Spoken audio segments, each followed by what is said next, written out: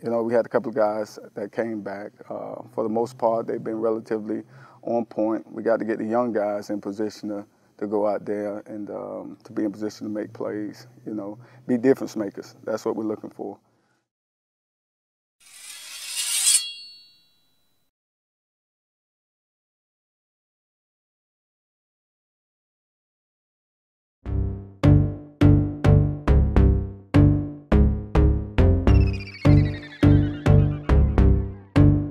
Why did you choose the DBs as the group that really stood out to you? A group that was really consistent in the way they approached practice every single day. When they ran through that gate, they competed with each other, competed against themselves, but really competed with the guy across from them at a really high level. I thought it was important for us coming into spring ball, you know, the last game we played, you know, just coming into spring ball that we be very impactful, you know, that we turn a corner. I think the guys did that, and we just got to continue that moving forward. It's going to be very important. So we definitely have to continue to increase our ability to be difference makers. Coach Heupel, he picked out the DBs, he picked out the secondary, saying that you guys are the ones that really stepped it up this spring. What does that mean to you? It means a lot because January 1, man, that's the one that I'll never forget. This team, you got to understand, we don't point fingers at each other, so you know, you mess up, a guy bring you up, they don't bring you down. But DBs, we knew like we had some things to fix. We had some, you know, minor things that we could do better on to make our team get better. We still got a bad taste in our mouth. You know, we feel like we really let ourselves down on the back end. You know, we left some plays out there, you know, but we're more motivated than ever. And then to hear Coach Heupel say that, it's just letting us know that we're working better, you know, so stuff like the LSU game don't happen again. So we're just motivated to just keep getting better. I mean, coming in after January 1st, we knew like we had to find little ways to get better. Like we had to in order to win. And hearing that from Coach Heupel just means that like he knows and he sees the work that we've been putting in. What are some of those little things that you've been working on? I was just playing as a unit. I mean, you can't play with one guy. Like at one time, there's 6 guys on the field that you're gonna have to count on. So, you know, certain coverages, you need this guy to know exactly what you're gonna do. You need him to know exactly what spot you're gonna be in. So, just playing as a unit and trusting each other.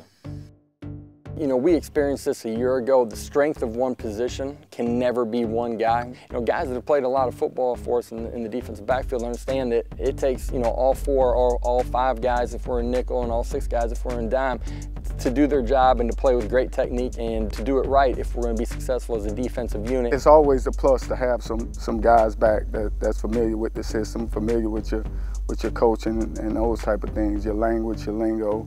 You know, so those guys have done a great job, and they did a great job of leading the young guys and putting guys in position as a defense as a whole. So a lot of stuff in terms of the details, you know, we lean on those guys as veterans to take part in and push the younger guys forward.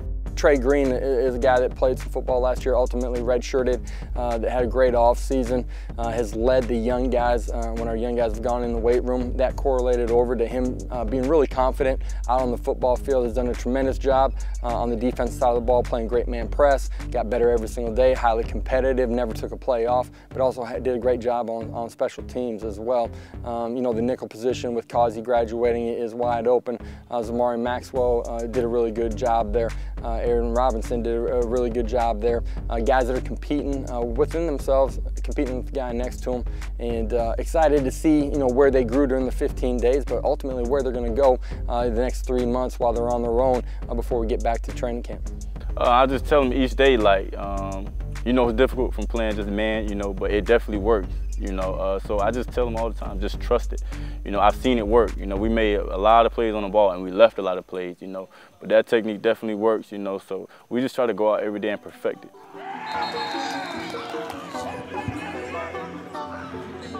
It's no secret that the defense has energy. So how have you maybe seen their energy help lead the energy at practice? I think competition breeds success, and that's within a position group, and it's also when you're going against the guys on the other side of the football. You know, what has struck me is just the way our skill guys here compete with each other.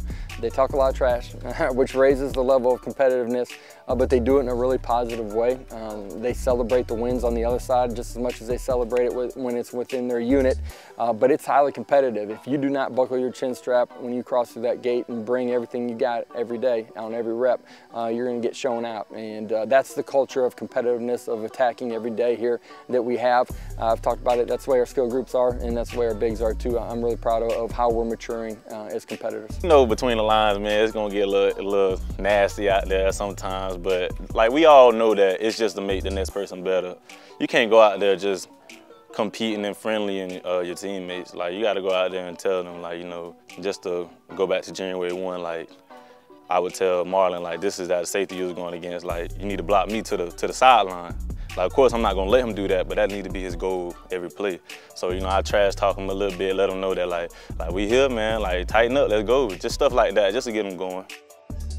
Yeah, and I may be being biased, but it starts on the back end for us. You know, guys running around, being energetic, you know, instilling that entire defense. It's important that we play well on the back end.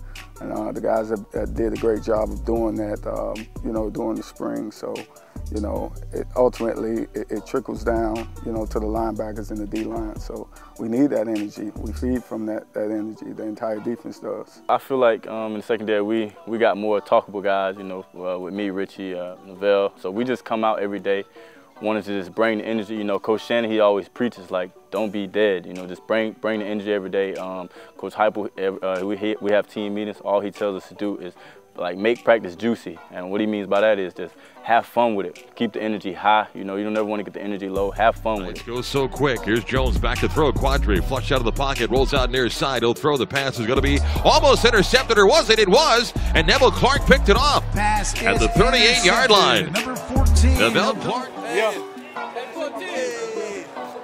You look at Neville Clark or Bam on the edges, going against, you know, really high-end wide receivers every single day, but being extremely physical, being really competitive to the catch and attacking every play. That forces every single guy in both of those units to raise their level of play every single day. And you know, Richie's maybe as consistent as anybody we have inside of our program. You feel his energy and his sense of who he is every day, and that's in the weight room, that's in the building. You know, he's the guy that's maybe in our building as much as anything, watching extra tape, and then you're going to sense him and hear him out on the practice field. And when you have guys like that taking ownership of how they want their unit to play, that's going to raise the level of play across the entire football field every practice. What's the one thing you have learned during spring ball that you hope that your unit carries on throughout summer and into the fall?